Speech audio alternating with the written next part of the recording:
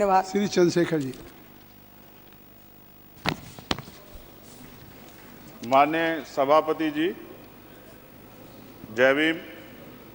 महामहिम राष्ट्रपति जी के अभिभाषण पर धन्यवाद प्रस्ताव पर बोलने को आपने मुझे अवसर दिया, इसके लिए मैं आपका आभारी हूं।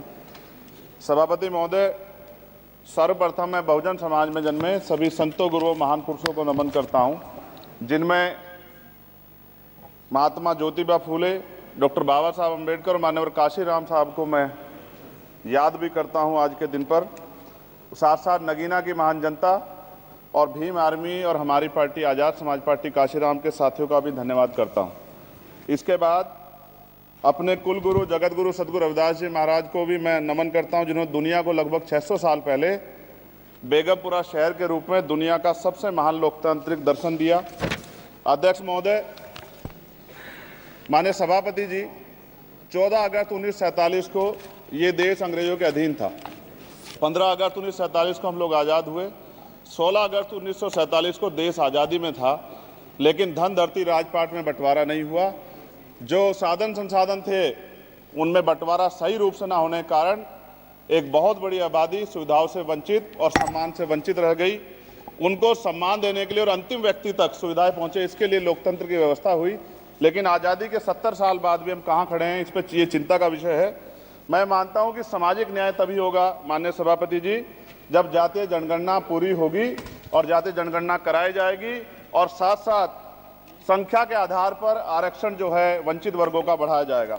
उसके साथ साथ जब राष्ट्रपति जी अभिभाषण पर बात रख रही थी तो उन्होंने शहरी और ग्रामीण क्षेत्रों के विकास की बात कही और ये भी कहा कि दुनिया में सबसे उत्तम शहर हमारे यहाँ बने।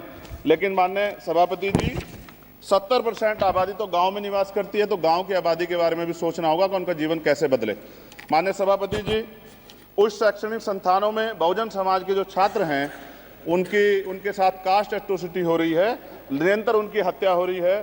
साथ साथ जो सरकारी कर्मचारी हैं दफ्तरों में, उनके साथ भी जो SC ST OBC और मुस्लिम और अन्य धार्मिक अल्पसंख्यक उनके साथ भी माननीय सभापति जी जातिगत और धार्मिक जो है शोषण किया जा रहा है। इसलिए मेरी मांग भी है कि पुरानी पेंशन को भी अध्यक्ष जी बहाल किया जाए। जो कर्मचारी देश की सेवा में लगे हैं उनका भी सम्मान होना चाहिए। साथ साथ सभापति जी, भाजपा ने चुनावी लाभ के लिए सबका साथ सबका विकास के नारे दिए जो खोखले हैं, क्योंकि 10 साल में दलित, पिछड़े, आदिवासी, मुस्लिम और अन्य धार्मिक अल्पसंख्यक जो अत्याचार हुए हैं वो किससे छिपे हुए नहीं हैं। ये गलत है, ये बंद होना चाहिए। सभापति महोदय जी, महामहिम राष्ट्रपति जी के अभिभाषण में निजी क्षेत्रों में SC ST OBC को रिजर्वेशन देने का कोई उल्लेख नहीं हुआ है, जो कि आज चर्चा का विषय, क्योंकि 98% प्राइवेट सेक्टर है, 2% सरकारी सेक्टर है, तो 98% प्राइवेट सेक्टर में भी हमारी हिस्सेदारी की बात होनी चाहिए। माननीय सभापति जी, आशा कार्यकर्ताओं, आंगनबाड़ी वर्करों, भोजन माताओं के वेतन वृद्धि पे भी कोई उल्लेख नहीं हुआ है, वो भी अभी नंगे, उन पर भी सोचना पड़ेगा। माननीय सभापति जी, जिस क्षेत्र से मैं चुन के आऊँ नगीना से, वो बहुत पिछड़ा क्षेत्र है। उस क्षेत्र में कोई विशेष आर्थिक पैकेज नहीं दिया गया, रोजगार की सेवाएं नहीं है, नौजवान पलायन करता है। IIT, IIM, एम्स, केंद्रीय विद्यालय आदि शिक्षा में और चिकित्सा संस्थानों की स्थापना होनी चाहिए, जो कि नहीं है। और माननीय सभापति जी, मानसून सत्र आ गया है, मेरा क्षेत्र बाढ़ से बहुत प्रभावित है, इसलिए मैं आपसे आग्रह करूंगा कि वहां के लोगों को बाढ़ से निजात दिलाई जाए। माननीय सभापति जी, चीन हमें आंख दिखा रहा है और लगातार हमारे देश की सीमाओं में घुसपैठ कर रहा है, इसलिए अग्निवीर योजना को हटाकर पुनः सेना भर्ती शुरू की जाए और साथ साथ भारत की सबसे प्राचीन व बहादुर रेजिमेंट में से एक चमार रेजिमेंट को पुनः बहाल करा जाए, ऐसा भी मेरा आपसे आग्रह है। माननीय सभापति जी, पिछले सारे प्रधानमंत्रियों ने मिलकर जितना कर्ज लिया है उससे दुगना कर्ज हमारे वर्तमान के प्रधानमंत्री जी ने लिया है। किसान अगर अपना कर्ज माफ कराने के लिए जाता है तो लाठी झेलनी पड़ती है, जबकि सरकार ने धन्ना सेठों का 15 लाख करोड़ रुपया माफ किया है। इस ओर हमें ध्यान देना पड़ेगा, हमारी आने वाली पीढ़ियों को ये कर्ज चुकाना पड़ेगा। माननीय सभापति महोदय जी, किसानों को MSP की लीगल गारंटी तथा किसानों का कर्ज माफ होना चाहिए। साथ साथ 2 अप्रैल 2018 को SC ST के बच्चों पे बहुत बड़े पैमाने पे मुकदमे लगे थे, वो हमारी लड़ाई सही थी, ये सुप्रीम कोर्ट ने माना और बाद में सरकार ने माना, वो मुकदमे तुरंत वापस होने चाहिए। माननीय सभापति जी, प्रेस जो है उस पर भी शिकंजा कसा जा रहा है, जो पत्रकार सरकार के खिलाफ बोलता है नौकरी से हाथ धोना पड़ता है और सोशल मीडिया हमारा हथियार है, उस पर तरह तरह के प्रतिबंध लगाए जा रहे हैं और विरोध करने वालों को सोशल मीडिया हैंडल भी सस्पेंड करा दिए जा रहे हैं। साथ साथ सभापति जी, पेपर लीक और परीक्षाओं के कैंसिल होने से देश के नौजवानों का भविष्य खतरे में है। नीट, यूपी सिपाही भर्ती सभापति जी और 69,000 शिक्षक भर्ती में आरक्षण घोटाला हुआ है, कोई पूछने वाला नहीं, खून के आंसू रो रहे हैं बच्चे, बेरोजगारी का दंश युवा झेल रहे हैं।